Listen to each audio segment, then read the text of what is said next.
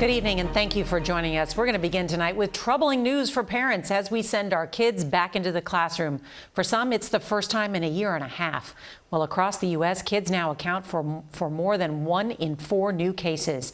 And even more concerning, more than 1,500 children have been hospitalized for COVID in recent days. Health officials in Mississippi today reported the death of a 7th child from coronavirus. And in Texas, so many kids have been infected that schools across the state are returning to virtual learning. In what's being billed by the White House as a major address, President Biden on Thursday will announce his new plan to try and slow the spread. We've got new details on that in just a moment. But CBS's Mireya Villarreal is going to lead us off tonight from San Antonio. Good evening, Mireya.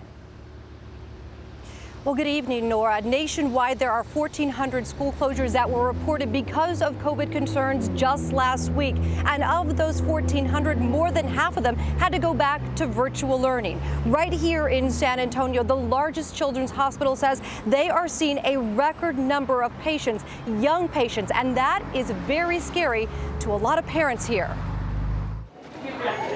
Pediatric COVID hospitalizations across the country are hitting record levels. Children now account for 1 in 4 infections. We're seeing more kids in the ICU needing higher levels of monitoring, higher levels of intervention.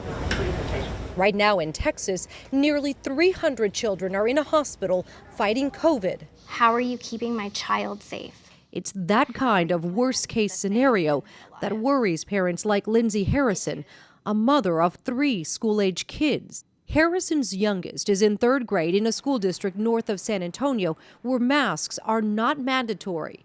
In the first 8 days of school, her district sent out 250 notices like this one of positive infections.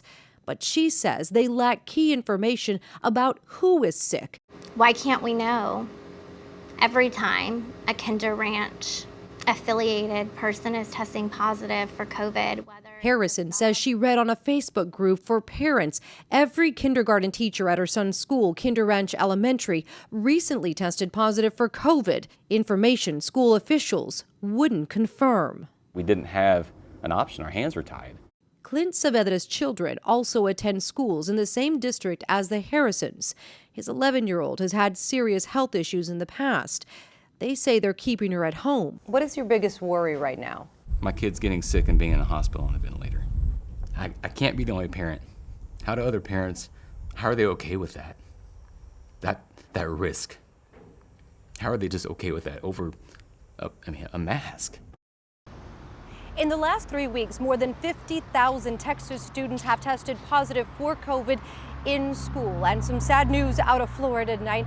We have been able to confirm 13 employees of the Miami-Dade School District died from COVID since the start of the school year.